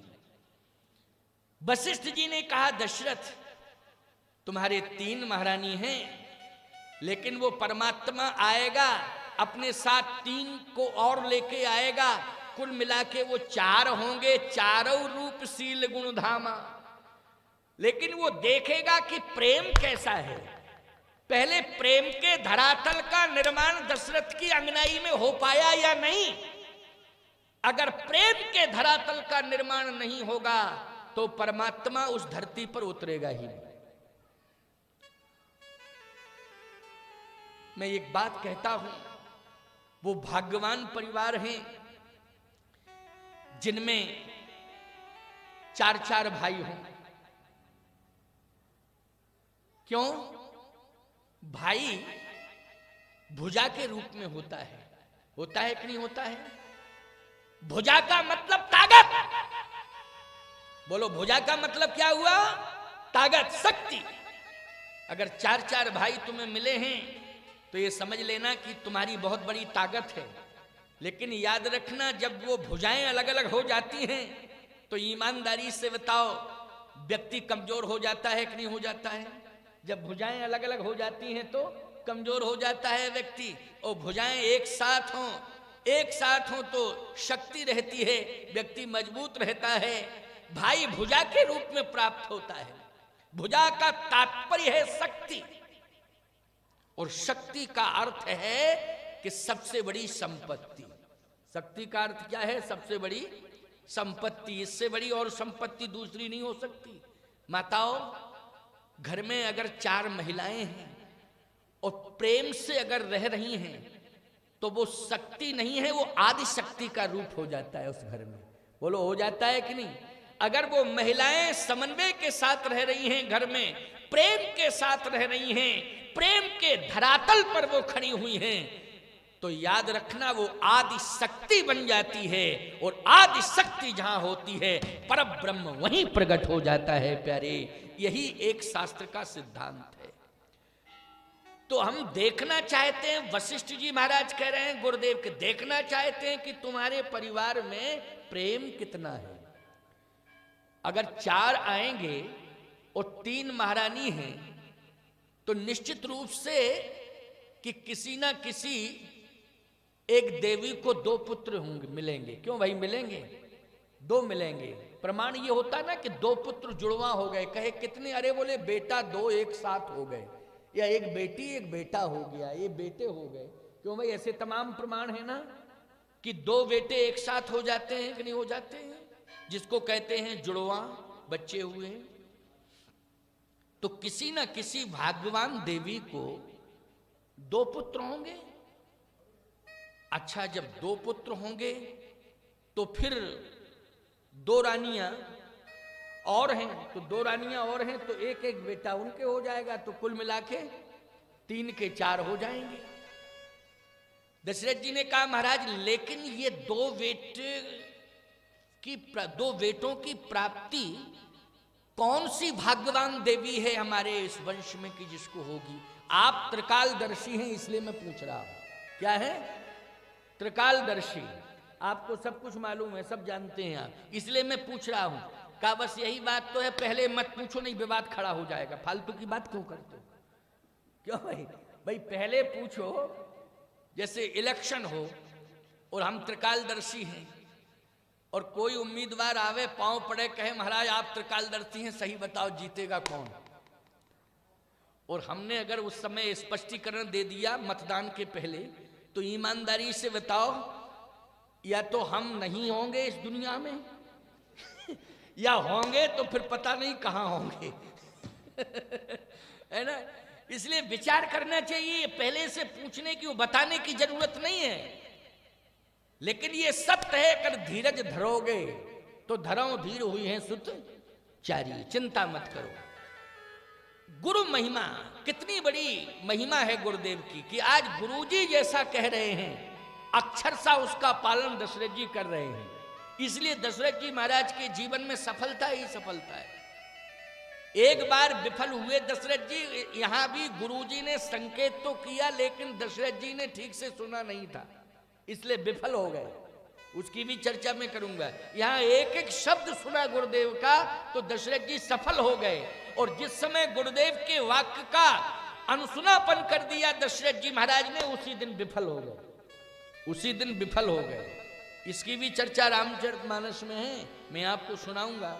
लेकिन पहले आप ये सुनिए धरौ धीर हुई है सुत चारी, त्रिभुवन विदित भगत भय हरि। धीरज रखो, 4 सुत होंगे, 4। ये 4 वैसे तो 4 फल हैं, अर्थ धर्म काम मोक्ष, बोलो है कि नहीं, 4 ये फल हैं। तो एक विद्वान संत ने कहा कि ये 4 फल हैं, अर्थ धर्म काम मोक्ष। महाराज दशरथ को ये 4 फल मिल गए। चलो भाई 4 फल मिल गए, लेकिन एक दूसरा संत कहता है कि ये 4 फल ही नहीं हैं, फिर बोले ये 4 सनातन धर्म के स्तंभ हैं। क्या है? 4 सनातन धर्म के स्तंभ हैं। अच्छा बोलो भैया, हमारा सनातन धर्म 4 पर ही तो टिका है, बोलो टिका है कि नहीं टिका है? आप कहो महाराज 4 पर टिका है। हाँ, ये बिल्कुल सत्य है। ये 4 स्तंभ हैं सनातन धर्म के। आप जानते हो भगवान राम स्वयं सत्य स्वरूप हैं, बोलो हैं कि नहीं सत्य स्वरूप? भरत जी महाराज क्या हैं? बोले विश्व भरण पोषण कर जोई, ताकर नाम भरत अस होई। राम जी कौन है? बोले जाके सुमरन तेरे पुनासा, नाम शत्रुघ्न वेद प्रकाशा। अच्छा भाई, तो शत्रुघ्न जी क्या हैं? बोले शत्रुघ्न जी महाराज तो हैं जाके सुमरन तेरे पुनासा, नाम शत्रुघ्न वेद प्रकाशा। तो लक्ष्मण जी क्या हैं? लक्षण धाम राम प्रिय, सकल जगत आधार, सकल जगत आधार।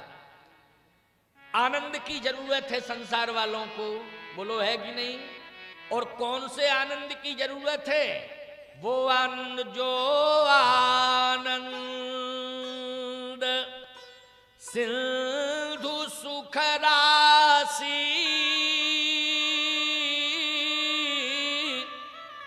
उसी करतई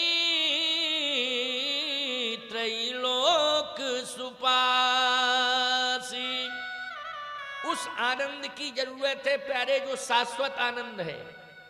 जैसे संसार के द्वारा जो आपको प्राप्त हो रहा है वो भौतिकता से संबंधित है, बोलो है भौतिकता से संबंधित।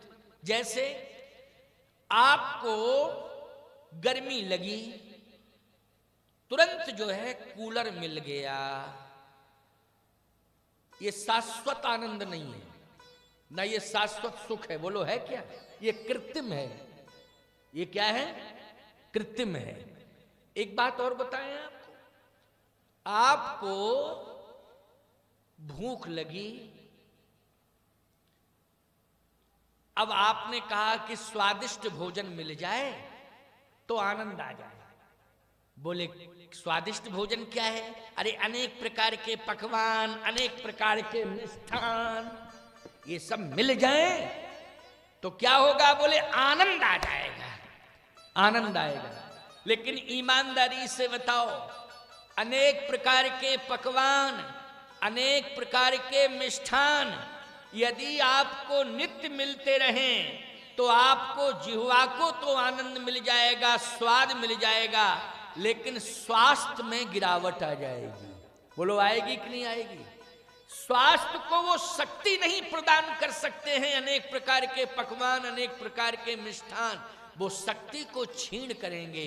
लेकिन सत्य तो ये है प्यारे, अगर आपके सामने व्यंजन नहीं, आपके सामने तो भगवान का प्रसाद आ जाए जिसमें तुलसी दल पड़ा हो, और तुलसी दल का प्रभाव उस भोजन में पड़ जावे, और उस भोजन को बनाने वाला प्रेम से भोजन को बनावे, और प्रेम से जब भोजन को बनाया जाए और प्रेम प्रसाद परमात्मा के सामने पहुंचे और तुलसी दल उसमें पड़ जाए, और जब वो ग्रहण करने को मिल जाए, तो मैं सत्य कहता हूं प्यारे, परमात्मा के प्रसाद से प्रसादस्तु प्रसन्नता, और प्रसन्नता ही परमात्मा की प्राप्ति का लक्षण है।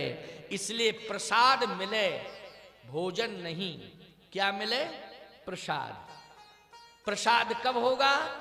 जब भगवान के सामने पहुंच जाए, तुलसी दल पड़ जाए और भगवान को समर्पित कर दिया जाए। लेकिन प्रसाद की मात्रा होती है, समझ गए हो कि नहीं?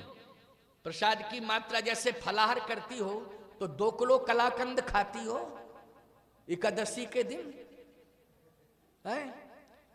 रबड़ी 1 किलो। क्या फायदा हुआ ऐसे व्रत से? क्यों भाई, ऐसे व्रत से क्या फायदा हुआ? खर्चा बढ़ा और बीमारी बढ़ी, दोनों बढ़े। बोलो बढ़े कि नहीं बढ़े? खर्चा बढ़ा और बीमारी बढ़ी। नहीं नहीं, फलाहार का मतलब क्या होता है? आधार है? आधार युक्त आहार। और आधार युक्त आहार मानी होता है प्रसाद के रूप में जो भी एकादशी के दिन फलाहार मिल जाए बस उसको ग्रहण कर लो। और प्रसाद बर्तन में नहीं लिया जाता, हाथ में।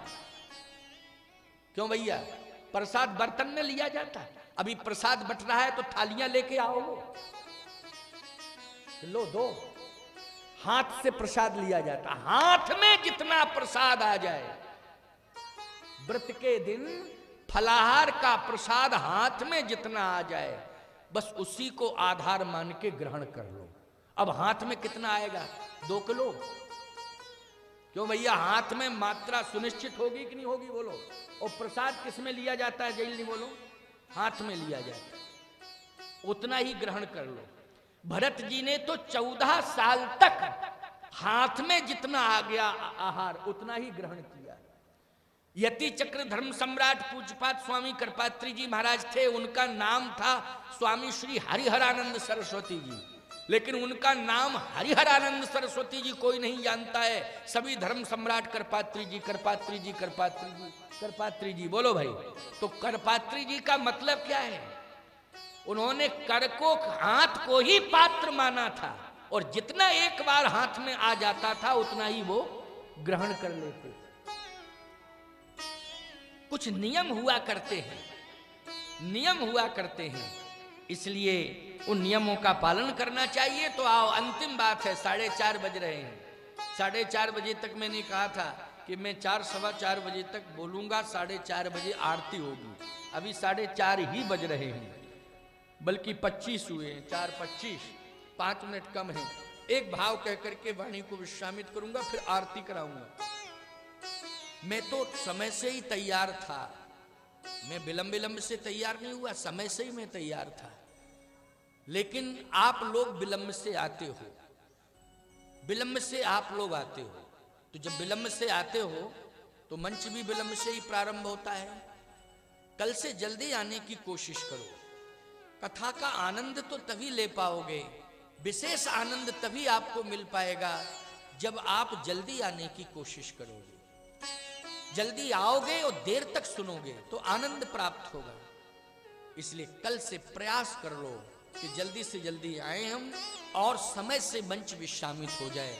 तो अंतिम भाव है मेरा आज के प्रवचन का, आज की राम कथा का, कि धरहु धीर हुई है सुत, चारी त्रिभुवन विदित भगत भय हारी। अब हमें यह देखना है कि तीनों महारानियों में प्रेम कैसा है। ठीक है महाराज, अब गुरुदेव के हाथ में आ गया सब कुछ, गुरुजी जैसा चाहेंगे वैसा होगा। एक और बात मैं कह रहा हूं, ये ज्ञान यज्ञ है। ये जो यज्ञ चल रहा है इसका नाम है ज्ञान यज्ञ। आज प्रातःकालीन वेला में अभिमन्यु सिंह ने मुझसे कहा कि महाराज जी एक विशाल यज्ञ होना चाहिए इस परिसर में। शायद 2020 की बात उन्होंने रखी, 2020 तो चल ही रहा है, 2022 में बात रखी, लेकिन 22 में यज्ञ हो, है ना। बात कब रखी है? 2020 में। आज ही प्रातः 22 में एक यज्ञ होना चाहिए। कैसा यज्ञ होना चाहिए? बोले महाराज जी बहुत बढ़िया यज्ञशाला आदि आदि। इसका मतलब होमात्मक यज्ञ। यज्ञ का मतलब है कि यज्ञ वेदी बनाई जाएगी, उसमें देवताओं का आवाहन किया जाएगा, नित्य हवन होगा, उसको कहेंगे होमात्मक यज्ञ। लेकिन 2020 में आज की तारीख 3 दिसंबर हो गया ना, 3 दिसंबर। 2020 3 दिसंबर में ये ज्ञानात्मक यज्ञ हो रहा है, ज्ञान यज्ञ इसको कहते हैं। लेकिन प्यारे, अयोध्या में वशिष्ठ जी ने जो महाराज दशरथ को उपदेश दिया कि धनो धीर हुई है सुतचारी त्रिभुवन विदित भगति बयहारी, ये ज्ञान यज्ञ है। बोलो है ज्ञान यज्ञ कि नहीं? अभी मैं उपदेश दे रहा हूं, आप सुन रहे हैं, ये ज्ञान यज्ञ है कि नहीं? लेकिन जब ज्ञान यज्ञ हो गया उपदेश के माध्यम से, तब वशिष्ठ जी ने कहा कि अब एक पुत्रेष्टि यज्ञ होगा, होमात्मक यज्ञ भी होगा। कहे होमात्मक यज्ञ होगा, कहां? उसका नाम होगा पुत्रेष्टि यज्ञ। क्या नाम होगा? पुत्रेष्टि यज्ञ। कहा गुरुदेव आपकी आज्ञा सिरोधारी है। कहे लेकिन सुनो, पुत्रेष्टि यज्ञ तो होगा, वो यज्ञ मेरे विधान के अनुसार होगा, उसमें केवल तुम्हारा समर्पण होगा, बाकी किसी प्रकार का ज्ञान तुम्हारा सम्मिलित नहीं होगा। उसमें गुरु का विधान ही सम्मिलित होगा, उसमें तुम्हारा ज्ञान सम्मिलित नहीं होगा, केवल तुम्हारा समर्पण होगा। इस बात को स्वीकार करोगे कि नहीं? दशरथ जी ने कहा बिल्कुल स्वीकार करता हूं, समर्पण ही है, हमारे ज्ञान की कोई आवश्यकता ही नहीं है, मेरा विधान लागू होगा। अब यज्ञ की तैयारी की गई, उसका नाम पुत्रेष्टि यज्ञ है। तो यज्ञ की जब तैयारी की गई तो यज्ञ का विधान कैसा बना, जरा इसको सुन लीजिए। क्योंकि परमात्मा को आना है और यज्ञ माध्यम बन रहा है। परमात्मा को प्रकट करने में माध्यम कौन बन रहा है? यज्ञ माध्यम बन रहा है। इसलिए इस बात को ध्यान से सुनना। गोस्वामी जी कहते हैं श्रृंगी ऋषहि श्रृंगी ऋषहि वशिष्ठ बुलावा ओ पुत्र काम शुभ जग करावा। श्रृंगी ऋषि को बुलाया। प्यारे, श्रृंगी ऋषि को क्यों बुलाया? वशिष्ठ जी स्वयं इतने बड़े विद्वान हैं, स्वयं यज्ञ वेदी पर बैठ जाते, आचार्यत्व करते, यज्ञ संपन्न करा देते। बोलो भाई क्षमता है कि नहीं वशिष्ठ जी महाराज में? लेकिन वशिष्ठ जी ने श्रृंगी ऋषि को बुलाया, यज्ञ का आचार्य उनको बनाया। क्यों? हम कितने ही बड़े विद्वान महान क्यों ना हो, हमें दूसरे को सम्मान देना चाहिए। ये धर्म कहता है हमें दूसरे को सम्मान देना चाहिए। याद रखना, जो दूसरों को सम्मान देता है, जिस भूमि पर दूसरों को सम्मान मिलता है, उसी भूमि पर भगवान प्रकट होता है। इसलिए श्रृंगी ऋषि वशिष्ठ बुलावा, पुत्र काम शुभ यज्ञ करावा। श्रृंगी ऋषि को बुलाया। स्वयं विद्वान हैं, स्वयं ज्ञानवान हैं, ब्रह्मवेत्ता हैं, ब्रह्म ज्ञानी हैं, लेकिन प्यारे यज्ञ का आचार्यत्व सौंप रहे हैं श्री श्रृंगी ऋषि को। सम्मान दिया, बुलाया। वामदेव जी महाराज को बुलाया। वामदेव जी महाराज को बुलाया तो उनको यज्ञ का मुख्य अतिथि बना दिया। मुख्य अतिथि, यज्ञ का आचार्य श्रृंगी ऋषि को बना दिया और स्वयं व्यवस्थापक बन करके व्यवस्था देखने लगे। देखो भाई, सोचो जरा, जिस समाज में, जिस परिवार में गुरु व्यवस्थापक हो, वहां आस्था की कोई कमी होगी क्या? और आस्था जहां बढ़ेगी वहां परमात्मा प्रकट होगा कि नहीं होगा? है? गुरु स्वयं व्यवस्थापक। वशिष्ठ जी यज्ञ के व्यवस्थापक हैं साहब। व्यवस्था स्वयं देख रहे हैं, व्यवस्था बना रहे हैं, बुला बुला के ऋषियों को सम्मान दे रहे हैं। आप यहां विराजें, आप यहां विराजें, आप यहां विराजें। इसका सम्मान, उस संत का सम्मान, उस ऋषि का सम्मान, इस ऋषि का सम्मान, सम्मान करने में लगे। अब बोलो, इस भूमिका को परमात्मा देख रहा है कि नहीं? देख रहा है कि नहीं कि सम्मान ही सम्मान दिया जा रहा है, सम्मान ही सम्मान दिया जा रहा है। भगवान के मन में आकर्षण हो रहा है, परमात्मा आकर्षित हो रहा है और यही आकर्षण खींच रहा है, अयोध्या की भूमि पर ला रहा है। इसलिए मैं कहता हूं दूसरों का सम्मान करना सीखो। क्या करना सीखो? सम्मान करना सीखो। कुछ भी हो जाओ लेकिन दूसरों का सम्मान करना सीखो। सम्मान से ही भगवान प्रसन्न होता है। श्रृंगी ऋषि ने यज्ञ प्रारंभ किया। देखो राम जी यज्ञ की वेदी से ही प्रकट हुए। आप कहो वेदी से? हां, भगति सहित मुनियाहुति दीन है, तो प्रगटे अग्न चरु कर लीन है। तो भाई प्रगटे अग्नि चरु, अग्निदेव चरु मानी हविष्यान लेकर के प्रकट हुए। वो हविष्यान ही परमात्मा का स्वरूप है। बोलो उसी खीर को खाया गया, प्रसाद के रूप में बांटा गया, तो परमात्मा तत्व उसमें विद्यमान है कि नहीं? तभी तो परमात्मा हुआ उस खीर को खाने से।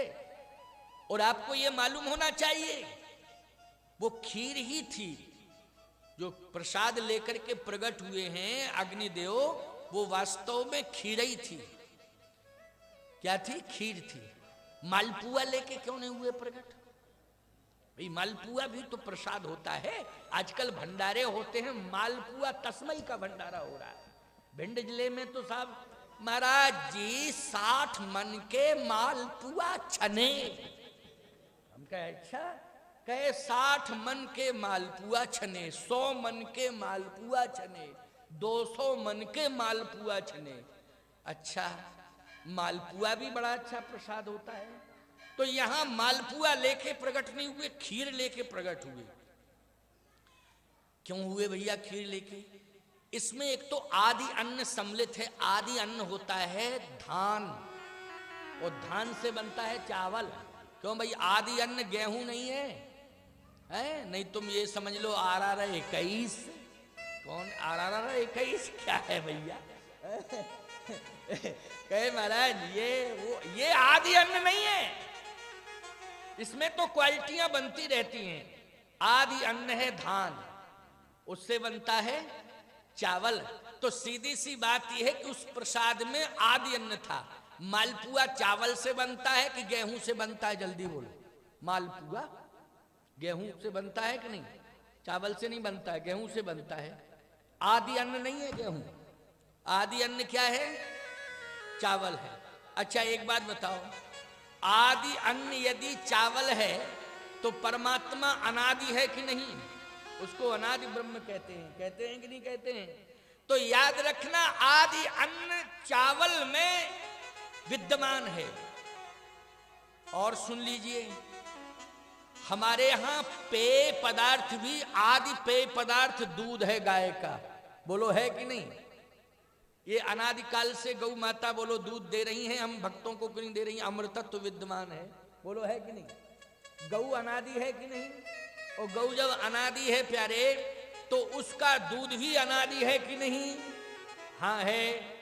अच्छा एक बात और बताएं आपको, खांड, खांड जिसको शक्कर कहने लगे हैं ना, शक्कर, शर्करा उसको बोलते हैं ना। हविष्यान में जो साकल तैयार की जाती है, साकल, बोलो भाई उसमें खांड मिलाया जाता था कि नहीं? और हवन करने की परंपरा अनादिकालीन परंपरा है कि नहीं? सतयुग से लेकर के सतयुग के बाद त्रेता, त्रेता से द्वापर, द्वापर से कलयुग, बोलो हर युग में यज्ञ हुए कि नहीं हुए? और जब हर युग में यज्ञ हुए तो देवताओं का हविष्यान साकल से तैयार होता है कि नहीं होता है? उसमें खांड जरूर डाला जाता है कि नहीं डाला जाता है? तो 3 चीजें खीर में होती हैं। चावल होता है खीर में, दूध होता है खीर में, और शर्करा मानी शक्कर, खांड, ये खीर में होती है। तो 3 तत्व, बिना 3 तत्व के खीर बन सकती है? बोलो। हम कहते हैं कि आप कहो महाराज जिद करके हम शक्कर नहीं डालेंगे, हम तो दूध डालेंगे और चावल केवल। तो दूध और चावल डालोगे लेकिन स्वाद नहीं आएगा उसमें। आएगा स्वाद की? नहीं आएगा बिना शक्कर के। अरे डायबिटीज वाले लोग हैं, शुगर फ्री डाल लेते हैं, वो भी डालते गए, मीठा मीठा थोड़ा हो जाए महाराज, इसलिए शुगर फ्री थोड़ा डल जाए ठीक रहेगा, तो वो भी शुगर फ्री डालते हैं। शर्करा, मिठास है इसमें, स्वाद बनता है, खीर बड़ी स्वादिष्ट हो जाती है। तो प्रगटे अग्नि चरु कर लीने, अग्निदेव प्रकट हुए, हाथ में खीर लिए थे। खीर लेकर के जैसे प्रकट हुए तो उसी समय अग्निदेव ने घोषणा की, हे राजा दशरथ सुनो, जो वशिष्ठ कछु हृदय विचारा, ओ सकल काज भासिद्ध तुम्हारा, यह हबि बांट देहु नृप जाई, और जथा जोग जही भाग बनाई। जाओ ये तीनों रानियों में यथा योग बांट दो, ये प्रसाद है। प्रसाद जैसे ही आगे बढ़ा, हाथ बढ़े तो देखा वो खीर थी साहब, खीर। दशरथ जी बोले महाराज ये तो खीर है। कहे हाँ खीर है, इसको बांट दो। कहे ये खीर ही प्रसाद, इसी से परमात्मा प्राप्त होगा। दशरथ जी ने कहा महाराज खीर से ही क्यों होगा परमात्मा प्राप्त, हलवा से नहीं हो सकता, मालपुआ से नहीं हो सकता, ये खीर से ही क्यों होगा, कचौड़ी पकौड़ी से नहीं होगा क्या, ये खीर से ही क्यों होगा। क्यों भाई, लड्डू जलेबी पता नहीं कितने प्रकार के मिष्ठान।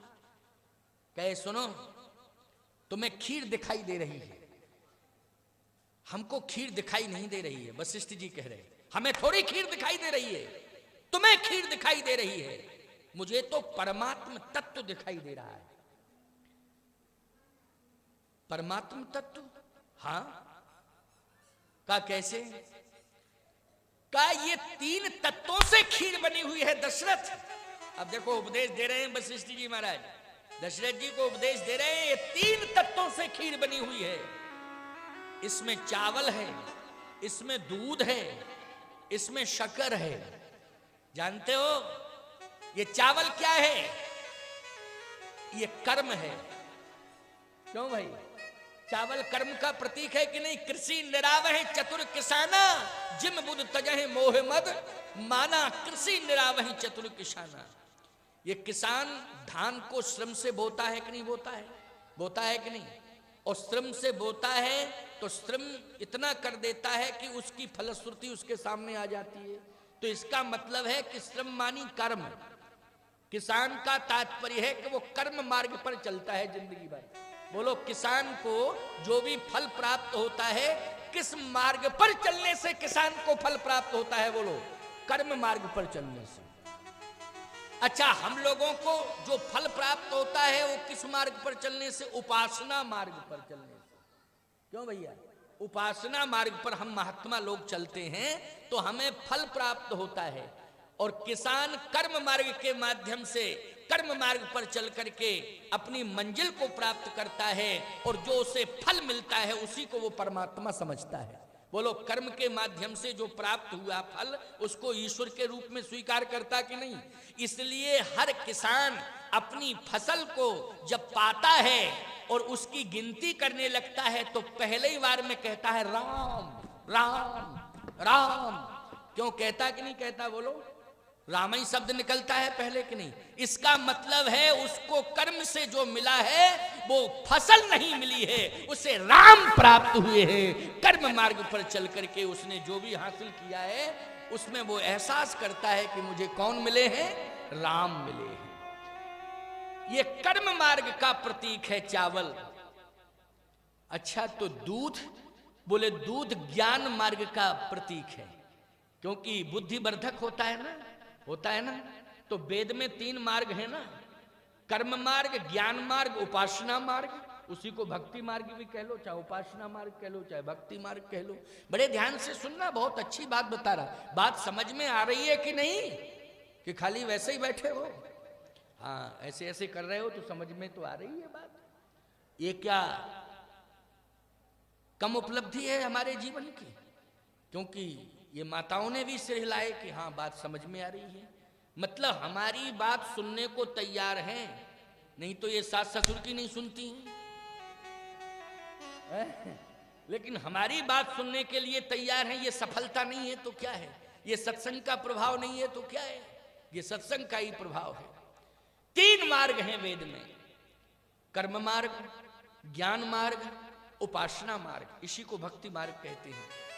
लेकिन प्यारे, कर्म मार्ग का प्रतिनिधित्व कौन करता है? बोले कर्म मार्ग का नेतृत्व कर रहा है चावल, ज्ञान मार्ग का नेतृत्व कर रहा है दूध, और उपासना भक्ति मार्ग का नेतृत्व कर रही है शक्कर, शर्करा, खांड जिसको कहते हैं। क्यों भाई? तो ये 3 मार्ग हुए। अच्छा, परमात्मा को इन 3 मार्गों में से के 3 मार्गों के माध्यम से ही प्राप्त किया जा सकता है। भैया आप उदास मत होना, किसान बंधु बैठे हैं यहाँ, उदास मत होना।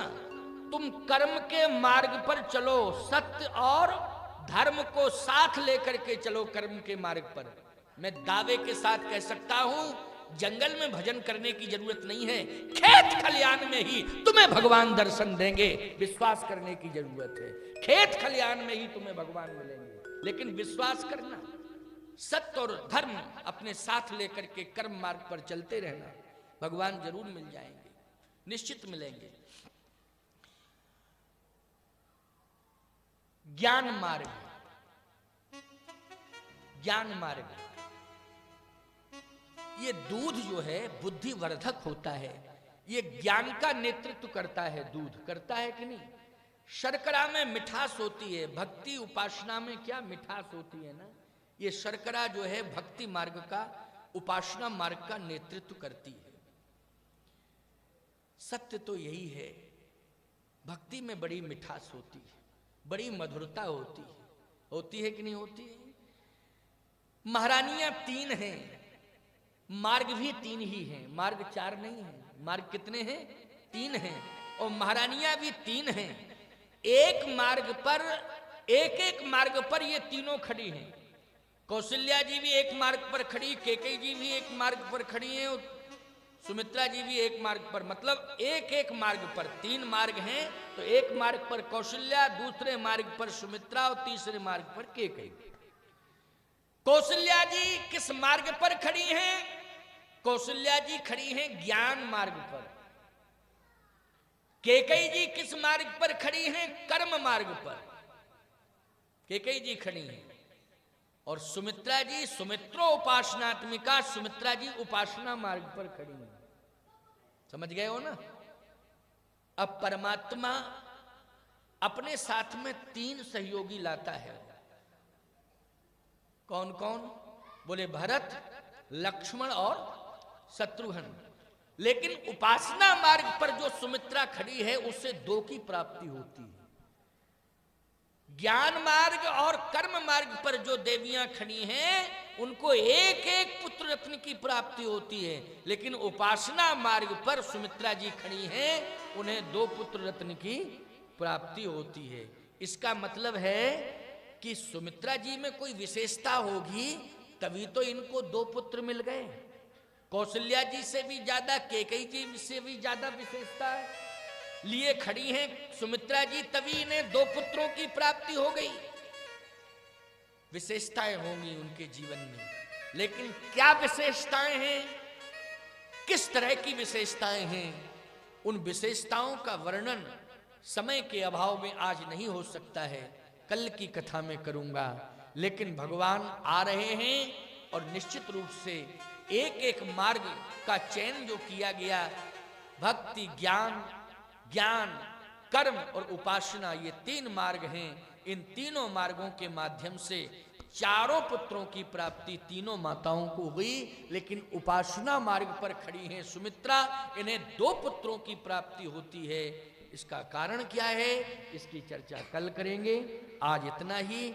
4:45 बज गए हैं, 4:45 बज गए हैं, अधिक समय हो गया, लेकिन आज इतना ही। कल शेष चर्चा होगी। 5 दिन शेष रह गए हैं, इसलिए 5 दिन शेष रह गए हैं, तो 5 दिन आप आएं, अपने साथियों को लाएं, प्रेमियों को लाएं, अधिक से अधिक संख्या में आएं और कथा श्रवण करें।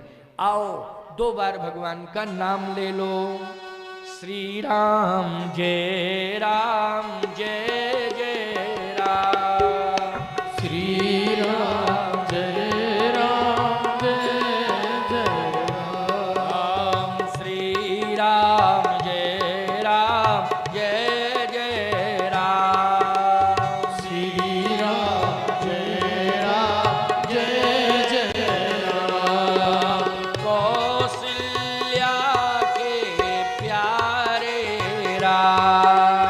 कौशल्या के प्यारे राम दशरथ राज दुलारे राम दशरथ राज दुलारे राम श्री राम जय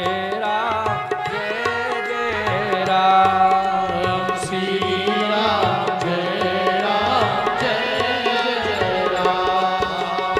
मुझे सहारा तेरा राम मुझे सहारा तेरा राम अपनी शरण में ले लो राम अपनी शरण में ले लो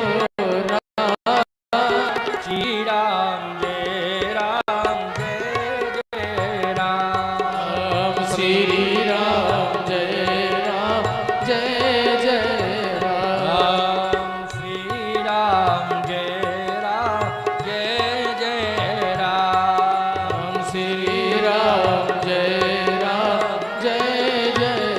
बोलिए सच्चिदानंद भगवान की जय सीतानाथ भगवान की जय श्री कामदानाथ भगवान की जय श्री हरिशंकरी माता की जय श्री गंगा माता की जय श्री दुर्गा माता की गौ माता की जय भारत माता की जय